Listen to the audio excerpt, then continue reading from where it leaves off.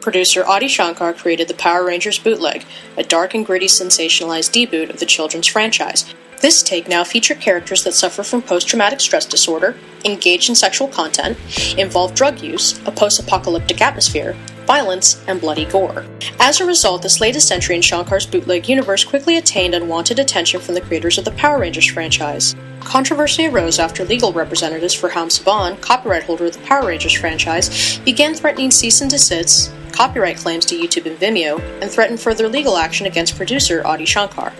Yet on Friday, February 27th, Saban relented and both parties ended the dispute, allowing the videos to resume streaming online. So how is it that YouTube and Vimeo pulled the video only to have it republished on Friday? Was this fair use or copyright infringement? Why would Saban agree to a settlement after threat of legal repercussions? Let's start with the publication and removal on YouTube and Vimeo. Under YouTube and Vimeo's terms of use, and in accordance with the Digital Millennium Copyright Act, copyright holders or authorized agents can submit infringement claims against user-generated content.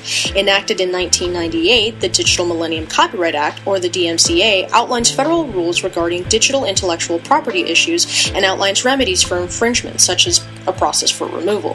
A YouTube spokesperson told Deadline that when a copyright holder notifies us of a video that infringes their copyright, we remove the content promptly in accordance with the law. It's important to note that YouTube and Vimeo typically acquiesce regardless of the claim's validity without contestation or review by administrators. But why is the policy in place, and is it necessary?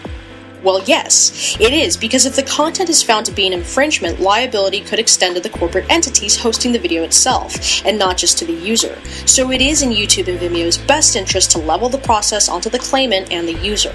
Plus, they are a company and not a court of law, where fair use determination would be properly argued and assessed.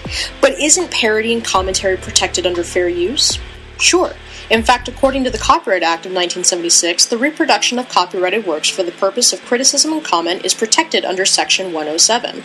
But the question is, does the production fall under fair use? Is it parody? Is it commentary? The common defense against alleged infringement is that of the fair use doctrine. Well, what is it?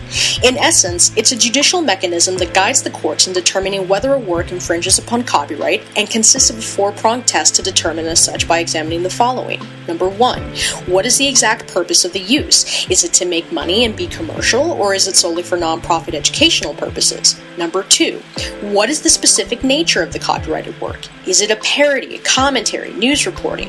What is it? Number 3, how much of the copyright work was used, and was it of a substantial amount? Number 4, what is the potential impact on the copyright holder's market or brand value? But truthfully, determining the fine line for fair use is tricky at best. According to the U.S. Copyright Office, the distinction between what is fair use and what is infringement in a particular case will not always be clear or easily defined. There is no specific number of words, lines, or notes that may safely be taken without permission.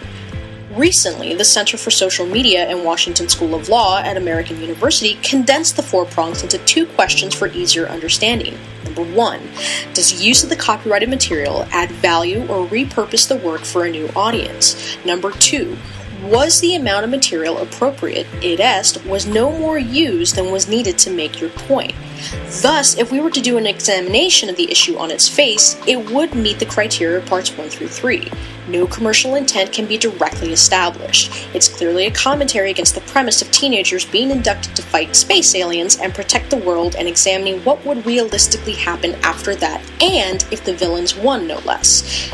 No substantial amount of the original work was used. The production was predominantly of original material and used no more than what you might see in an SNL skit, and a number of big-budget, unauthorized fan creations have already been published over the years on various video sharing platforms. The issue is with criteria number 4, the impact on the copyright holder's brand, which brings us to the settlement between the 2 parties. Saban's position for seeking litigation, at least from what's been reported or publicly disclosed, was the concern over brand confusion. The position effectively concerns that, considering the high production value, would a reasonable person assume that the production may have possibly been an official authorized release? Saban Entertainment's Power Rangers franchise is geared towards children. Additionally, it could be argued that Kahn and Shankar had a complete disregard for the consequences or effectual impact on the franchise's audience because of the original statement upon release. I think the trick that I really wanted to do with this was to make that dark and gritty version that everybody keeps talking about, but really do it. Really see if I could totally accomplish it with essentially a really incredibly silly property. However, Shankar could come back and say that he was only saying that for PR reasons to energize his specific fan base, which would then extend the argument on the filmmaker's side of repurposing the original work for a new audience. Clearly, it would have been an interesting dispute. So why did the parties settle? It is believed by many that Saban settled because of public pressure and alienation of the fan base. In an interview with IO9, the director states, "In a nutshell, the internet screamed so loud everyone around the world heard it." The litigious nature of Saban has been well documented throughout the years. Additionally, it was known that Saban and Lionsgate had a film adaptation of the franchise in development. Thus, many have speculated that the actual onslaught against the filmmakers was not for valid reasons, but instead to protect profits. But no matter the reason, this recent legal saber-rattling and the resulting public outcry did hurt the brand, and definitely turned some fans against the franchise.